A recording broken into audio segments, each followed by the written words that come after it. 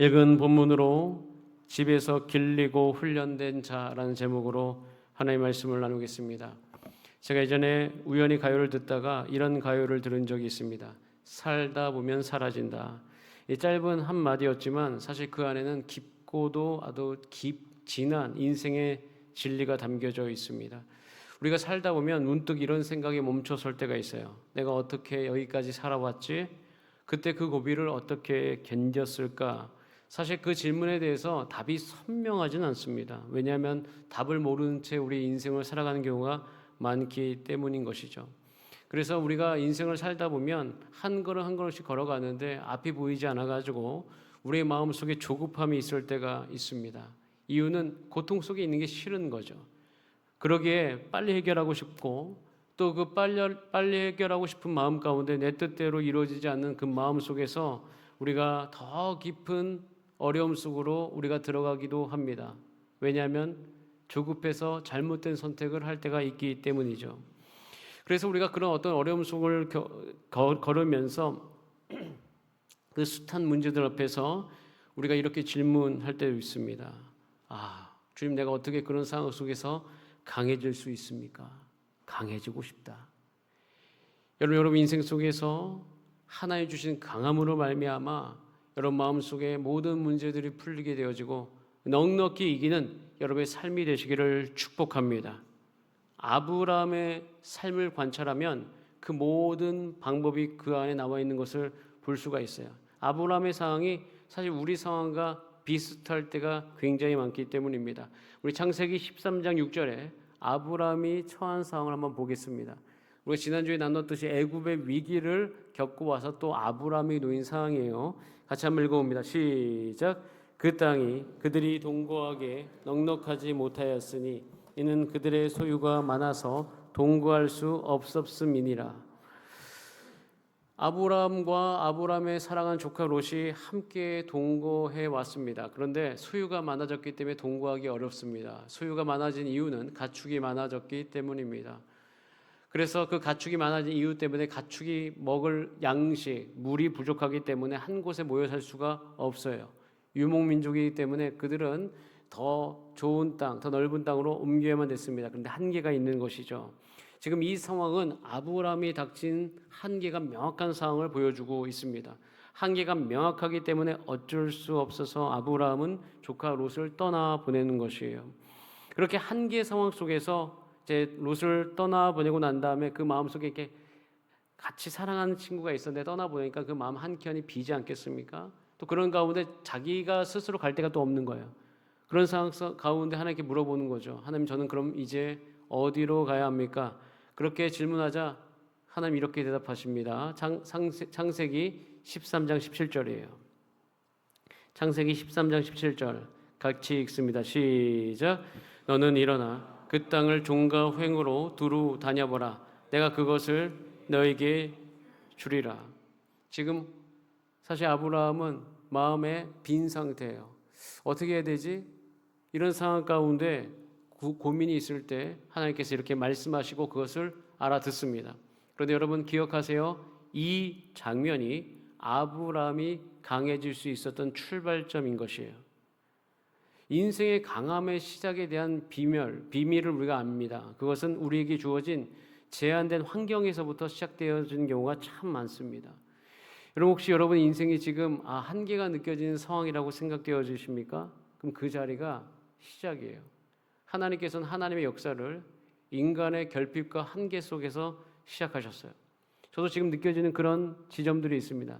그때마다 고백합니다. 하나님, 여기서부터 하나님의 일을 행하여 주시고 내 인생의 강함을 창조하여 주옵소서. 그래서 우리는 제한된 환경이라는 것은 내가 꺾이는 마지막이 아니라 오히려 내가 하나님의 사람으로서 강해지는 출발점이라는 사실을 기억하셔야 돼요. 여기서 믿음의 눈이 열리게 되기를 간절히 기도합니다.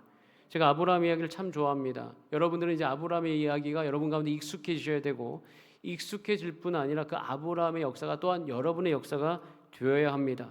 창세기 12장부터 13장으로 이어가는 이 모든 이야기는 들으면 들을수록 언제나 우리 가운데 소망을 주어요.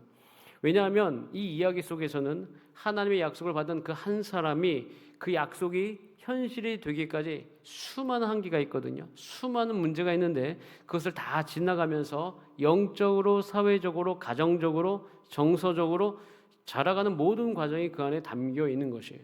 마찬가지예요. 한계가 느껴지는 그런 인생 속에서도, 해결해야 될 문제가 많은 그 속에서도 우리는 인생을 살아가면서 한 가지를 분명히 경험하셔야 됩니다. 그것은 하나님의 약속이 여러분의 삶 가운데 반드시 이루어져 가는 것이에요. 그리고 이루어져 가는 그 모든 과정 속에서 여러분들은 자라게 될 것이에요. 강해질 것이에요. 놀라운 역사가 여러분 삶 가운데 반드시 드러날 것입니다. 그러기에 소망을 품으셔야 돼요. 하나님은 아브라함을 포기할 수 없습니다. 아브라함을 꽉 붙드셨어요. 하나님의 열심이 아브라함을 붙들고 그의 인생을 통해서 믿음이란 무엇인가, 하나님의 약속이 어떻게 이루어지는가 다 드러내셨던 것처럼, 마찬가지로 주사랑교회에 등록한 성도님의 삶이 저는 그렇게 되기를 간절히 축복하며 기도합니다. 하나님, 여러분 포기하지 않으세요. 아브라함 포기하지 않으시거든요. 꽉 붙들어 주세요. 아브라함의 인생은 하나님의 강함이 드러내는 그 인생이기 때문이에요. 우리 인생을 하나님께서 꽉 붙들어 주시면서 하나님은 우리 인생을 붙들고 하나님의 강함을 우리의 삶 가운데 드러나실 거예요. 저는 그래서요, 그 여정이 있는데 그 여정 속에서 우리의 결단이 필요합니다. 결단이 왜 필요하냐면, 여러분 성경을 읽어보시면 하나님이 복 주시는 때와 장소가 분명히 존재합니다. 존재해요. 실질적으로. 하나님은 거기로 우리를 인도하시거든요. 그런데 거기에 있지 않아요. 우리가 롯과 같이 하나님이 전혀 원하지 않는 곳에 가 있어요. 가 있으면 어쩔 수 없이 인생의 절망의 어려움 속에 빠지는 경우가 있어요. 그래서 여러분 신앙생활하다가 하나님을 배워가면서 꼭 알으셔야 되고, 여러분 경계하셔야 될 것은 따라가서 하나님이 있으라고 한 곳에 있자. 이게 매우 중요합니다. 하나님이 있으라고 한 곳에, 가라고 한 곳에 가 있어야 되는 거예요. 그런 여정 속에서 오늘 이 14장은 중요한 전환점이 될 것이에요. 자, 13장과 14장을 쭉 읽어보면 이 13장과 14장이 간극이 있습니다. 굉장히 이야기적으로 뭔가 확 진행되어지는 그런 느낌이 들어요. 13장에는 아브라함이 이사 간 이야기예요. 근데 이사를 가자 14장이 느닷없이 전쟁 이야기가 나오고 있어요. 자, 이 두 가지가 무슨 연관이 있는지를 아셔야 되는데, 그때 이 전쟁이 우선 무슨 전쟁이었는지를 분명히 보여주고 있습니다. 자, 창세기 14장 1절과 2절을 한번 같이 읽어봅니다. 어떤 전쟁인지 시작. 당시에 시나라 왕 아므라멜과 엘라살 왕 아리옥과 엘람 왕 그돌라오멜과 고임 왕 디다리, 소돔 왕 베라와 고모라 왕 비르사와 아드마 왕 시납과 스보임 왕 세메벨과 벨라 곧 소아라 왕과 싸우더라. 여러분 이름도 처음 들어보신 왕들의 이름이 많이 나오죠. 14장 1절을 보면요, 그러니까 두 개가 나눠졌어요. 가나안 북부 지역엔 4개의 동맹국이 있어요. 시날, 엘라살, 엘람, 고임. 이 북부 지역에 있었던 4개의 나라가 연합된 거고요. 가나안 남부 지역에 5개가 연합됩니다. 소돔, 고모라, 아드마, 스보임, 소알. 자, 이 두 연합군이 전쟁하고 있는 거예요. 원래 여기서 가장 센 나라는 엘람입니다. 그래서 사람들이 12년 동안 주변 국가들이 엘람에게 조공을 바쳤는데 13년째 소돔과 고모라가 힘이 생긴 걸 알아서 더 이상 우리는 너희에게 조공을 바치지 아니하리라 하면서 그걸 끊어버립니다. 자, 그러자 어떤 일이 발생합니까? 전쟁이죠. 조공 바쳤는데 조공 안 바쳐? 자, 그래서 엘라만 그돌라오멜이 연합군을 다시 모집합니다. 그래서 여기서부터 전쟁이 시작된 거예요. 결국에는 그 엘람 연합군이 소돔을 중심으로 한 그 가나안 연합군, 남부 지역 연합군을 이겨버립니다. 참패를 당하죠. 그 참패로 말미암아 여러분 읽었던 14장 11절 12절에 보면 이런 결론에 맺어지는 거예요. 네 왕, 그러니까 북부 지역의 네 왕이 소돔과 고모라의 모든 재물과 양식을 빼앗아 갑니다. 전쟁에서 졌으니까. 근데 그때 누구도 같이 끌려가죠? 소돔에 거주하였던 아브라함의 조카 롯도 함께 끌려가는 것이에요. 자, 이 이야기를 누가 들어요? 아브라함이 듣죠. 자, 그런데 그 아브라함이 듣고 어떻게 합니까? 가서 구출해 오네요. 제가 예전에는 이 14장 이야기를, 사실 13장이 재밌고 15장이 창세기가 재밌거든요. 둘 다 재밌기 때문에 13장과 15장을 연결하는 14장의 이야기로만 여기고 14장을 빠르게 지나갔는데, 제가 37살쯤에 제가 묵상을 하던 중에 제가 힘들 때가 있었어요. 힘들면서 강해지고 싶다. 어떻게 하면 내 인생 가운데 이 문제를 해결할 수 있을까? 곰곰이 생각하던 중에 문득 이 아브라함이 어떻게 전쟁을 이길 수 있었지라는 생각이 들기 시작했어요.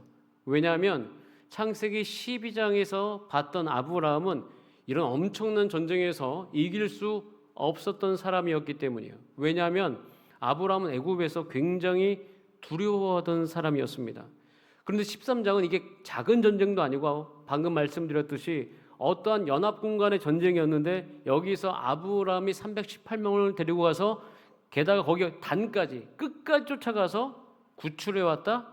이게 납득이 안 된다기보다는 이해가 안 되는 거예요. 얼마 전에 창세기 12장 13절에 보면 아브라함은 이런 사람이었어요. 원하건대 그대는 나의 누이라고 하라.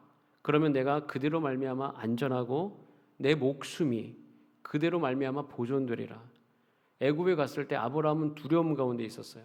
그렇기 때문에 아름다운 아내를 그 아내 때문에 나를 죽이고 그 아내 데리고 갈까 봐 누이라고 하라라고 이야기한 거예요. 12장에는 분명히 아브라함은 두려움으로 가득 차 있습니다. 나의 목숨에 대한 두려움. 이 두려움이 있는 거죠. 유목민족으로 살아가고자 하는 두려움. 그리고 무엇보다도 이 두려움은요, 하나님의 말씀대로 따라 살려고 할 때 오는 두려움인 거예요. 여러분, 근데 이 두려움이 우리에게도 있습니다. 예수님을 믿고요, 정말 예수님 말씀대로 이 세상을 살 때 우리 가운데 자연스럽게 두려움이 몰려옵니다.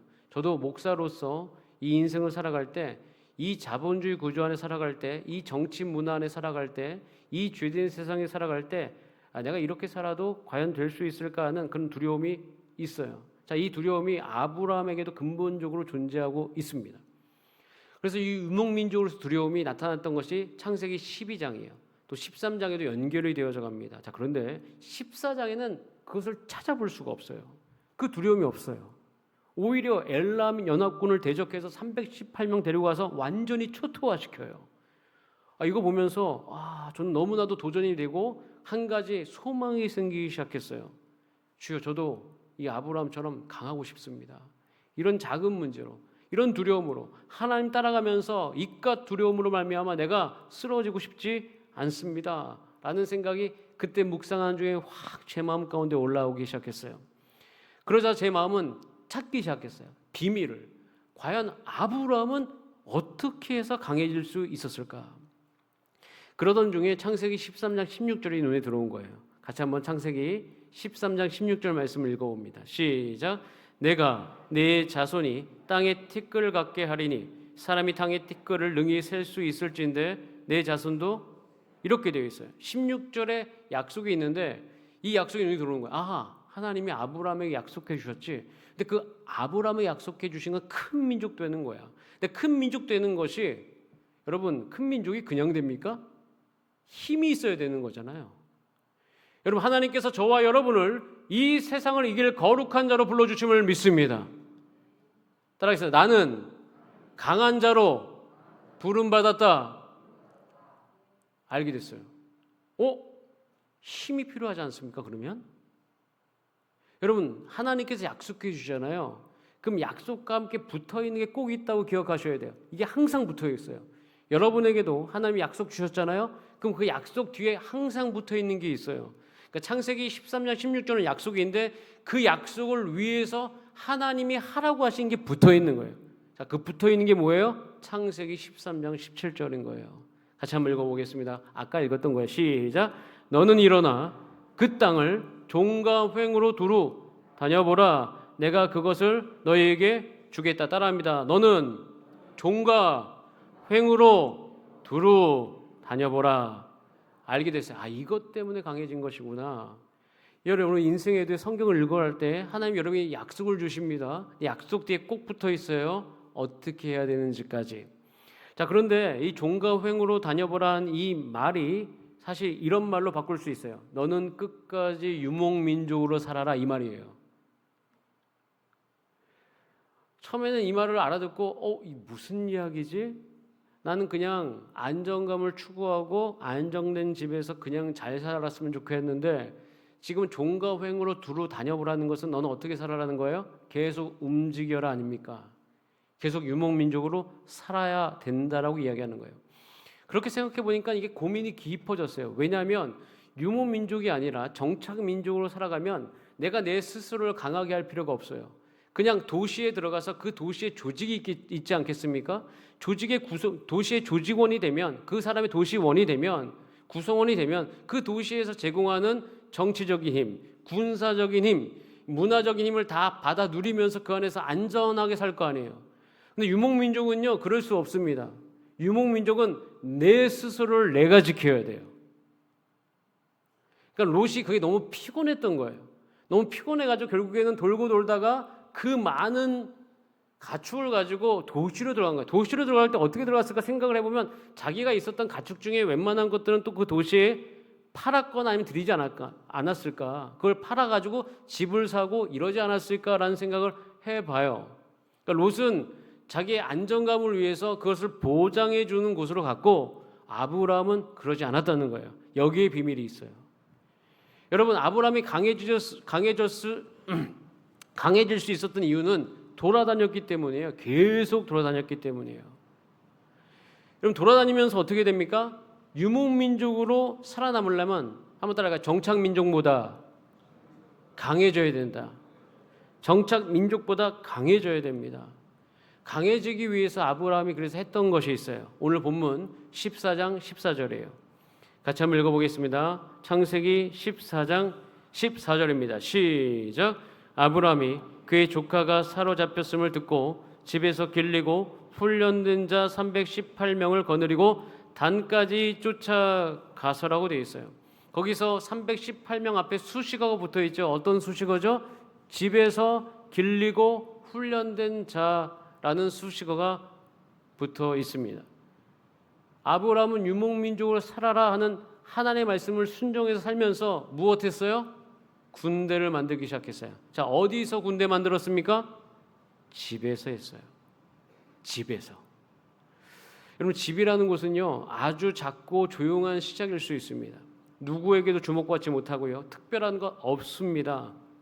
그런데 돌이켜보면 그곳에서 하나님이 아브라함을 강하게 하셨어요. 제가 이 말씀이 저에게 확 다가온 이유가 뭐냐면, 저도 한때 장소를 탓한 적이 있어요.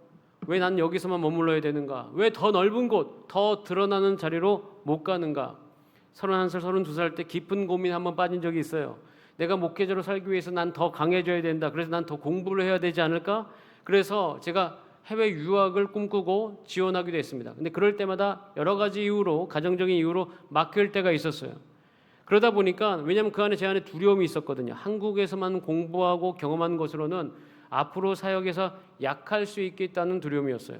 그래서 더 강해지기 위해서 더 멀리 나아가야 된다고 생각을 했던 것 같습니다. 하지만 하나님은요, 늘 저를 목회 현장에 두셨어요. 즉 집에 머물게 하셨다는 거예요. 근데 그곳이 하나님이 부르신 자리였어요. 그런데 그 집이 어려워요. 왜냐하면 그 목회 현장은 화려하지 않습니다. 반복되는 일상이고요. 때로는 반복되기 때문에 어떠한 영역에서 지루함을 견뎌야 되는 시간일 때가 참 많이 있습니다. 저는 이런 질문을 한 적이 있어요. 전도사 시절에 전임 전도사를 하는데 맨날 위에 천장을 기어다녔던 적이 있어요. 최근에 그 교회, 제가 섬겼던 교회를 다녀왔는데 그 교회에서 많은 생각들이 떠오르더라고요. 아, 그때 저기서 기어다녔던 그것으로 말미암아 내가 지금 이것을 하고 있구나. 완전히 새롭게 해석이 되더라고요. 그 시간들이 저를 만들어봤던 것이에요. 저는 그곳에서 훈련을 받았던 것이에요. 성실함이 무엇인지를 배웠고요, 묵묵히 기다리는 법을 배워왔습니다. 눈에 띄지 않더라도, 남들이 관심을 두지 않는 자리에서도 성실하게 그 결과를 이루기 위해 살아왔던 그 모든 시간들을 되뇌었어요. 여러분, 집에서 했다는 것은요, 부르신 곳을 떠나지 않았다는 것이에요.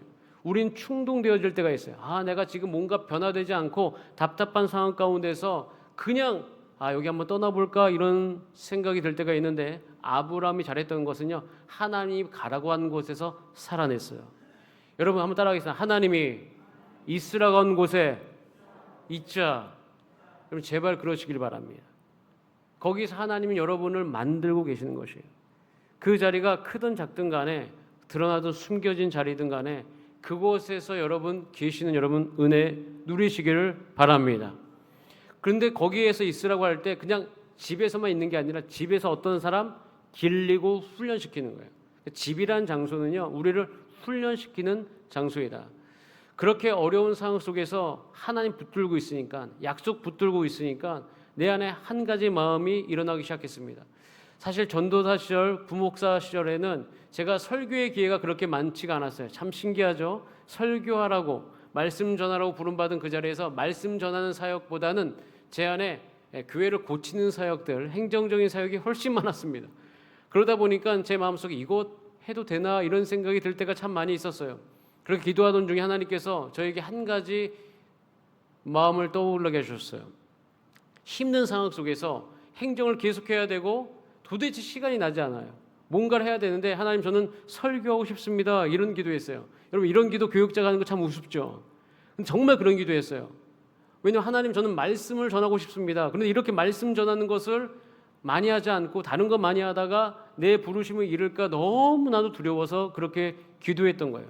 그때 하나님께서 길리울 수 있는, 훈련할 수 있는 생각을 떠오르게 했어요. 그것은 창세기부터 요한계시록까지 모든 묵상을 다 해보라는 것이었어요. 그때 그것이 너무 멀게만 느껴졌는데 과연 가능할까 이런 생각 들었는데 그거 시작했어요. 그거 시작해서 제가 새벽 예배 부교육자 하는 동안에 빠진 적이 없습니다. 항상 그때 묵상을 했어요. 어떻게 보면 굉장히 어려운 시간이고 힘든 시간이고 새벽 운행을 해야 되는 시간인데 그때 그 일들을 행했어요. 하나님께서 하라고 하셔서 하기 싫은 적도 많죠. 그러나 그것을 했어요. 그리고 10년이 지나고 나니까 제 안에 하나님께 주셨던 그 강함이 나타나기 시작했어요. 마찬가지예요. 코로나 시절이었습니다. 하나님께서 운동하라고 하셔가지고요. 그때 순종하는 마음으로 새벽 예배 마치고 운동을 하기 시작했습니다. 그런데 그것이 지금 저에게 중요한 강함으로서 작동하고 있어요.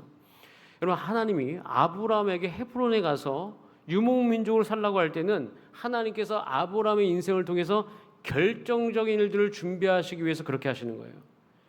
여러분 그래서 여러분 삶 가운데 하나님께서 여러분을 여기로 부르십니다.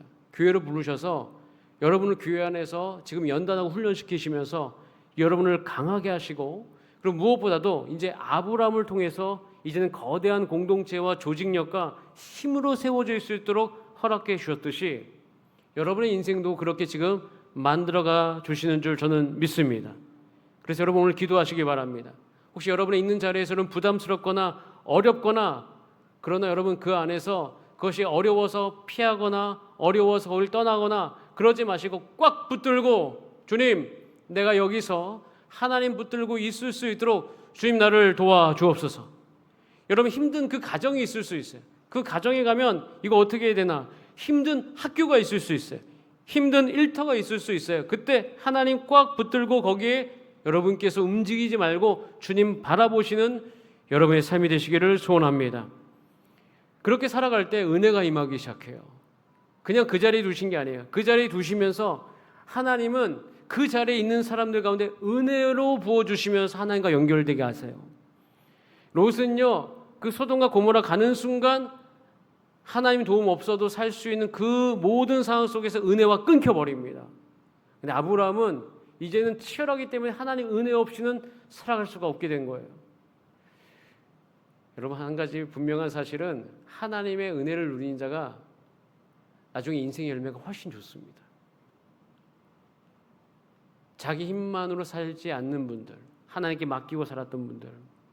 왜냐하면은 하나님이 지금 아브라함을 위해서 은혜를 준비하고 계시거든요. 어떤 은혜입니까? 여러분 창세기 13장 14절에 이렇게 되어 있습니다. 이때 아브라함이 롯 보내고 나서 저는 이제 상상을 해봤어요. 노을이 지고 있고 아무것도 보이지 않고 나는 어떻게 살아야 되지? 그때 창세기 13장 14절 같이 읽어봅니다. 시작. 롯이 아브라함을 떠난 후에 여호와께서 아브라함에게 이르시되 너 눈을 들어 너 있는 곳에서 북쪽과 남쪽 그리고 동쪽과 서쪽을 여러분 인생 속에서 교회에서 혼자 청소하시고 힘드실 때 기도하고 나서 아무런 변화가 없을 때 그런 지침이 혹시 여러분 가정 안에 있을 때에 지금 아브라함이 주셨던 은혜를 여러분과 함께 나누기를 원합니다. 그것은 하나님이 주신 약속을 기억하는 은혜예요. 마음이 허전할 때 아브라함은 하나님의 약속을 기억합니다. 그런데 이 약속을 기억함으로 말미암아 어떤 일이 일어나는가? 그에게 닥친 그 일상이 완전히 새롭게 보이기 시작합니다. 제가 예전에 밴쿠버 세계관 대학원 온라인 과정을 제가 이제 수료한 적이 그러니까 들으면서 제가 그 시간들을 보낸 적이 있습니다.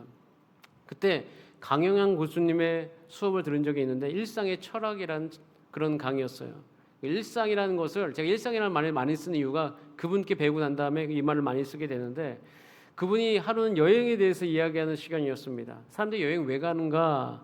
근데 여행 가는 이유가 뭐냐면 일상의 탈출이라는 개념보다는 오히려 여행을 하고 돌아온 다음에 우리의 일상을 새롭게 보기 위해서 여행을 가는 것이다 라고 이야기하더라고요. 그러면서 일상이 반복되면 일상을 우리가 모릅니다. 왜냐하면 그 일상에 의미와 가치가 있는데 그걸 우리가 모른 채 살아가잖아요. 이게 정말 맞는 게 뭐냐면 예전에 제가 네팔 가서 전도여행 하는데 네팔이 정말 살기 힘든 곳이거든요. 같이 간 모든 형제자매들하고 나누면서 이야기하는 것 중에 공통된 게 뭐냐면 야, 내가 한국에서 그렇게 고민하던 것이 여기 네팔 와서 정말 쓸데가 없다는 것을 알게 됐다고 그 얘기를 정말 많이 얘기했거든요. 그러면서 한국 돌아가면 전혀 그거 고민하지 말고 살아야 되겠다 이런 이야기 많이 했어요. 아, 거기서 여행의 의미를 분명히 알았죠. 여행이라는 것은 떠남이라는 걸 통해서 이제는 돌아와서 더 잘 살기 위해서 떠나갔다 오는 것이에요. 떠나갔다 오므로 말미암아 내게 주어진 반복되는 일상의 가치와 의미가 또렷해지면서 그 안에 열정이 일어나는 것이거든요. 마찬가지예요. 하나님의 약속이라는 것은 그런 우리 가운데 삶 가운데 은혜를 줘요. 하루 그저 살아가지만 하나님의 약속 기억하면요, 그 약속으로 말미암아 오늘 하루가 새로워집니다. 이것을 아브라함이 계속 누려갑니다. 그렇기 때문에 집에서 길리고 훈련할 수 있었던 거예요. 계속 반복적으로. 그러면서 아브라함은 한 가지를 압니다. 이 모든 것은 반드시 지나가리라. 여러분의 인생에 놓여진 그 시간들은 반드시 지나가게 될 줄 믿습니다. 여러분에게 주어진 그 문제라고 하는 거 있잖아요. 그거 지나갑니다. 지나고 나서 남는 것은 뭐냐면 하나님의 손에 붙들림 바 된 흔적과 하나님의 손에 붙들려서 강하게 된 여러분의 상태가 남게 되기를 간절히 축복합니다. 그러면서 우리는 어떻게 돼요? 변화되어지는 것이죠. 변화되어지는 은혜를 누리게 되는 것이에요. 분명히 알게 됩니다. 여러분, 이 세상이 달라지는 것은, 여러분 가정이 달라지는 것은 내가 변해야 됩니다. 내가 변해야 돼요. 아브라함의 인생을 살펴보세요. 제가 이거 굉장히 반복적으로 많이 이야기하는 거예요. 여러분께서 일어나셔야 될 것이 있기 때문에, 여러분이 하셔야 될 것이 있기 때문에 계속 이야기하는 거예요. 인생의 복이 100%라고 하면 하나님이 여러분 가운데 정말 해주시는 거, 여러분 할 수 없어서 하나님만으로 되는 거 한 20% 있습니다. 근데 하나님은 대부분 성경을 읽어봐도 그 역사를 사람에게 말씀해 주십니다. 너 이렇게 해라. 그래서 그렇게 함으로 하나님의 복과 기적이 일어나는 것이 한 80% 되는 거예요. 그럼 그 80%라는 그 놀라운 복 안에 있는 필연적인 게 뭐냐면 내가 바뀝니다. 내가 반드시 바뀌게 돼요. 그러면서 그 복이 그 안에 흘러 들어오는 것이에요. 자, 그렇기 때문에 그 복을 우리가 누리기 위해서 우리 인생 가운데 오늘 결단하셔야 될 것이 있고 적용하셔야 될 것이 있어요. 한번 따라해서 내가 바뀔 것이 있다. 자, 우리 창세기 13장 18절 말씀을 읽어봅니다. 시작. 이에 아브라함이 장막을 옮겨 헤브론에 있는 마므레 상수리 숲으로 이르러 거주하며 거기서 여호와를 위하여 제단을 쌓는 인생인 것이에요. 아브라함은 제단을 쌓는 인생을 살았습니다. 그저 살아가는 인생이었지만 그때 반복적으로 계속했던 것은 제단을 쌓는 것이었어요. 거기서 하나님을 만나는 것이었습니다. 하나님을 만나서 하나님의 약속을 기억하고요. 내가 여기 있어야 될 이유를 발견하고요. 어제 내가 실패했던 거 다시 시도해 볼 수 있고요. 그 가운데 하나님이 주신 은혜를 말미암아 그는 놀라운 군대를 거느린 사람이 되었습니다. 여러분, 우리는 오늘 제단을 쌓아가야 됩니다. 제단을 쌓는 삶은요, 우리를 생명으로 이끌어가는 것이에요. 우리 성도님들이 여러분의 삶 가운데 제단을 잃어버리면 여러분의 삶 가운데 우리가 신앙생활하는 의미가 무엇입니까? 주일날 나와서 이렇게 우리가 예배드리는 이유가 무엇이에요? 하나님의 역사가 여러분의 삶 가운데 있기를 원하는 것이잖아요. 생명이 드러나기를 원하는 것이잖아요. 그렇기 때문에 우리 가운데 제단을 쌓는 부분에 대한 포기가 있으면 안 되는 거예요. 제가 어느 날이었습니다. 하나님을 섬기는데 뭔가가 굉장히 불편한 거예요. 뭔가 더 효율적으로 하고 싶은 마음이 있었던 것입니다. 그런데 제가 한번 경험한 적이 있어요. 그렇게 살아보니까 제 영이 죽는 것을 느꼈습니다. 그래서 제가 그때 결정한 것은 효율적인 것보다 그냥 불편한 것을 선택하자였습니다. 그 불편한 걸 선택하면서 하나님의 재단 쌓는 것을 게으르하지 않았습니다. 분명한 사실은 거기서부터 생명이 시작된 것이에요. 여러분, 우리 인생 가운데 한 가지는 포기하지 말아야 됩니다. 여러분, 하나님 앞에 말씀을 먹고 기도로 호흡하는 것 절대 포기하지 마시길 바랍니다. 그거 포기하면 생명이 없어져요. 효율적인 게 중요하지 않습니다. 신앙생활은 우리 가운데 영양소가 좋은 걸 먹고 잘 먹어야지 잘할 수 있는 거예요. 이게 세상의 순리 아닌가요? 여러분, 음식도 좋은 거 먹어야 하잖아요. 그래야지 몸이 건강하듯이 영적인 것은 너무 패스트푸드처럼 먹으면 안 됩니다. 오히려 우리는 하나님의 말씀을 잘 먹고 잘 누리고 살아가는 것을 지금부터 훈련하셔야 되는 거예요. 우리가 인생의 지혜가 있어야 됩니다. 여러분이 고민하는 거 10년 뒤 다 해결됩니다. 근데 그때도 고민하죠. 무슨 고민? 하나님의 뜻을 내가 어떻게 분별하지? 그래서 지금부터 하시면 돼요. 저는 주사랑교회가 반드시 강해질 줄 믿습니다. 여러분들이 재단을 쌓으셔야 돼요. 말씀을 먹으시면 강해집니다. 말씀을 먹기 시작하면 기도하고 싶어집니다. 기도를 의무감으로 하는 게 아니에요. 호흡을 누가 의무감으로 합니까? 살기 위해서 하지. 숨 참으면 죽을 것 같잖아요. 그래서 기도하는 거예요. 새벽 예배 나오신 분들 물어보시면 죽을 것 같아서 기도하시는 거예요. 영이 살아있기 때문에 죽을 것 같은 줄 아는 거죠. 여러분, 그래서 우리는요, 효율적인 신앙생활보다는 우리 인생 속에서 하나님께서 유목민족으로 살게 하셔요. 여러분, 우리 정체성이 나그네입니다. 수요일날 제가 나그네에 대한 이야기를 하고 있거든요. 생명력 넘치는 나그네예요. 그러니까 나그네라는 것이 소외되었다는 개념이 아니라 정체성을 잃지 않는다는 느낌이에요. 우리가 이 세상 가운데 교회됨의 정체성을 잃을 수 없습니다. 세상도 그걸 싫어합니다. 세상도요, 예수 믿지 않는 사람도 교회가 교회답기를 원합니다. 세상도 예수 믿는 사람이 예수 믿는 사람다우면 좋아합니다. 그걸 제가 확실히 알았어요. 가짜를 싫어하는 거지 진짜는 좋아해요. 그러니까 우리가 진짜로 살아가면서 두렵잖아요. 소외될까 봐. 아니, 그렇지 않아요. 진짜로 살아가시는 분들은 오히려 소외되지 않습니다. 빛을 발하는 것이죠. 우리가 어떻게 살아가야 될까요? 집에서 기르고 훈련하셔야 되는 거예요. 그러면서 그저 살아가는 인생이지만 그 안에 하나님 부어주시는 은혜가 우리 가운데 임하는 것이에요. 우리가 다 함께 이렇게 살아가게 되기를 간절히 소원합니다. 그때 하나님께서 여러분들을 온전하게 하시고 강하게 하시고 언젠간 전쟁이 일어날 때 거기에 참전하게 될 것이고 우리는 승리하게 될 줄 믿습니다. 그때를 위해서 같이 한 걸음 한 걸음 걸어가는 저와 여러분 되시기를 축복합니다. 함께 찬송하고 기도합시다.